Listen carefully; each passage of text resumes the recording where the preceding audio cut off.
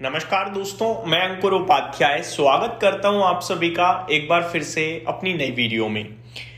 दोस्तों, यहां पे आप सभी के साथ भारतीय बाजार की बात करूं तो इस समय 120 पॉइंट नीचे निफ्टी ट्रेड कर रहा है 25,520 के समथिंग समथिंग। और आरबीआई की पॉलिसी जस्ट अभी अभी आई है, 10:10 का समय हो रहा है जब ये वीडियो शूट कर रहा हूं। 10 बजे आरबीआई की पॉलिसी आई है। मैंने आप सभी के साथ प्रीवियस चैनल पे मॉर्निंग में जो वीडियो अपलोड करी उसमें डिस्कस किया था कि इस बार आरबीआई की पॉलिसी आएगी जरूर, एक इवेंट जरूर है, बट ये इवेंट एक तरीके से नॉन इवेंट है, क्योंकि इसमें कुछ भी ऐसा नहीं आएगा जो आपको नया मिले। पॉलिसी में ब्याज दरें अनचेंज रहने की अनुमान था, और कमेंट्री ऑब्वियस रीजंस रहते हैं कि आरबीआई खराब नहीं देगा, आरबीआई अच्छी ही कमेंट्री देगा। तो गवर्नर साहब जो है संजय मल्होत्रा जी, वो पॉजिटिव कमेंट्री देंगे, ये अनुमान था। बट कुछ डेटा देखना जरूरी होगा, जैसे कि उन्होंने जीडीपी को लेकर क्या गाइडेंस दिया आगे, जैसे कि इन्फ्लेशन को लेकर क्या गाइडेंस दिया। तो अभी पॉलिसी चल रही है, इसके ऊपर मैं आपके साथ अभी डिस्कशन नहीं करूंगा, लेकिन मैं अपने व्यूअर्स को कहना चाहूंगा 11 बजे तक नो ट्रेड एट ऑल, क्योंकि 11 बजे तक जो है पॉलिसी का इंपैक्ट रहेगा। जैसे कि 10 बजे शुरू हुई है, 10:25 10:30 तक चलेगी, लेक्चर चलता है, भाषण चलता है गवर्नर साहब का। उसके बाद मार्केट बहुत तेज इधर उधर होगा, फिर 11 बजे से सेटल होगा, या तो नीचे, ऊपर तो ऊपर। बट मेरा मानना यह है कि बाजार कुछ भी कर रहा है वो पॉलिसी से रिलेट नहीं होगा। क्यों? क्योंकि पॉलिसी में ऐसा होगा ही नहीं कि नीचे खींचे बाजार को या ऊपर खींचे, बट बाजार अपने आप को ऑटोमेटिकली एडजस्ट करेगा। मेरे को पता है ये जो मैं बोल रहा हूं शायद आपको मैच ना करे चीजें 1 to 1, लेकिन ये ना समझने वाली बात है। एडजस्ट कैसे करेगा वो मैं थोड़ा सा और क्लियरिटी देना चाहूंगा। एडजस्ट ऐसे करेगा, रिसेंटली क्या हुआ, आपका बजट आया, बाजार शार्प गिरा, फिर एकदम ट्रेड डील आ गई, शार्प बढ़ गया। तो मार्केट इस समय एक न्यूज पे बहुत रिएक्ट कर चुका है, एक न्यूज पे, नीचे भी ऊपर भी। तो बाजार को ना कहीं एक तरफ सेटल होना है। सेटल होने के लिए उसे ये इवेंट मिलेगा जो नॉन इवेंट है। तो सेटल होकर उसे लगता है कि मेरे को 25,500 सही जगह है, तो वो यहीं आके थम जाएगा। अब फिर यहां से धीरे धीरे ऊपर नीचे करेगा। उसे लगेगा यार मैं ज्यादा बढ़ गया था, 25,200 की तरफ जाना है, तो वो गिरेगा। उसे लगता है ट्रेड डील ज्यादा इंपॉर्टेंट थी, अब मैं बढ़ ही जाऊं वापस से, तो वो वापस 25,800 की तरफ जाएगा, ये रहेगा। और हम लोग ऊपर जाने के लिए ज्यादा एग्रेसिव हैं, बट क्योंकि ग्लोबल लेवल पे कल जो हुआ है, आपने देखा चौतरफा सेल ऑफ आया है बड़े लेवल पे, वो हमें शायद उतना ऊपर ना जाने दे इजीली। ऊपर से हमारा खुद का आईटी क्षेत्र भी काफी वीक है, क्योंकि ग्लोबल आईटी सेल ऑफ देखने को मिल रहा है, हमारा स्पेशली हमारा ही नीचे नहीं है। तो ये मेरा अपना ओपिनियन इस समय जो बन रहा है, जो मैं सोच पा रहा हूं, समझ पा रहा हूं, वो ये है, जो मैंने आपके साथ डिस्कस किया। थोड़े बहुत डेटा पॉइंट गवर्नर साहब की तरफ से आए हैं जो मैं आपके साथ डिस्कस करना चाहूंगा। सबसे पहले तो उन्होंने कहा है, RBI governor states that core inflation remain low. RBI governor indicate positive short-term domestic inflation and growth forecast. Governor announces marginally standing facility rate set at 5.5%. Governor states Indian economy is on a consistent path of improvement.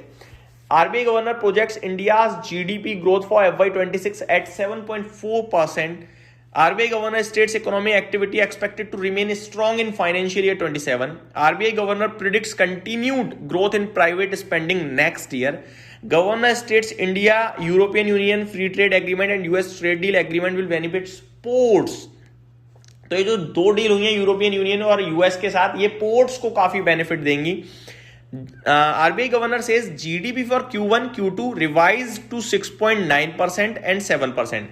तो Q1 जो अगले वित्त वर्ष का है वो 6.9% बढ़ सकता है, और Q2 7% से बढ़ सकता है, ये कहा है गवर्नर साहब ने। RBI governor announces delays in FY27 GDP forecast until April policy meeting. तो अभी पूरे वित्त वर्ष 27 के लिए उन्होंने कोई पॉलिसी को गाइडेंस नहीं दी है, अगली पॉलिसी अप्रैल पॉलिसी में शायद वो देंगे। RBI governor states core inflation remained steady when excluding gold.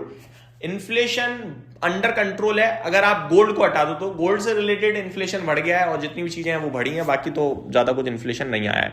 आगे क्या इन्फ्लेशन का लक्ष्य दिया है उन्होंने लिखा है FY26 के लिए 2.1%, 2% से बढ़ा दिया है। पहले 2% का अनुमान था, अभी 2.1% है। मेरे को लगता है बाजार इसे नेगेटिव ना ले तो ज्यादा अच्छा है। 2% इन्फ्लेशन बहुत कम है, 2.1 है तो ठीक है, कोई दिक्कत नहीं है। और ज्यादा होता तो मैं तो और अच्छा होता था, लेकिन पूरा इन्फ्लेशन ये गोल्ड की वजह से है।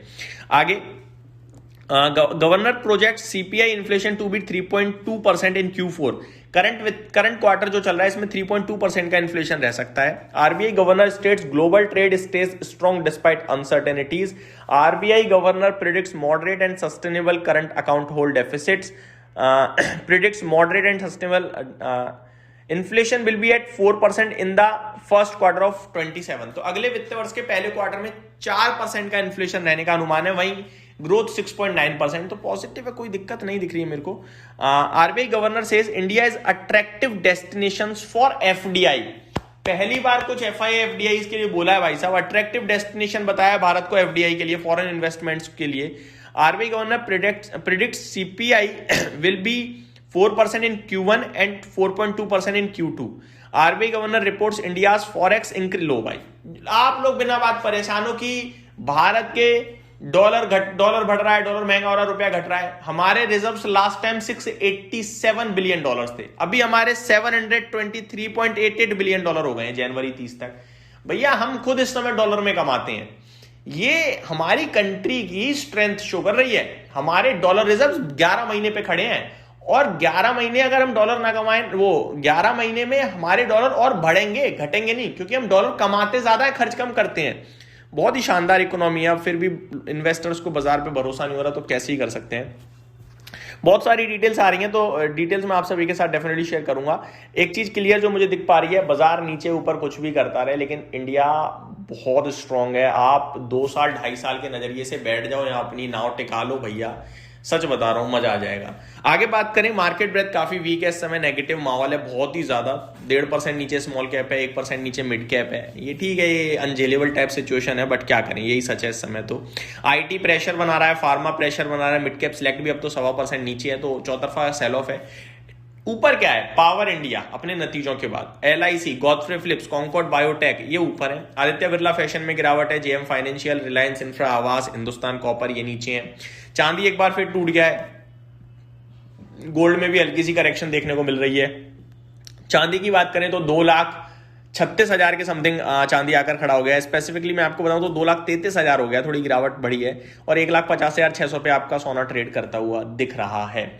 तो ये मेरी तरफ से आपके लिए फर्स्ट अपडेट थी। मैं आपके साथ आरबीआई की पूरी पॉलिसी और ब्रोकरेज हाउसेस की रिपोर्ट और स्टॉक स्पेसिफिक एक्शन अगली वीडियो एक और बनाऊंगा जिसमें डिस्कस करूंगा। इस वीडियो में सिर्फ इतना ही। Thank you so much for watching this video. Have a great day guys.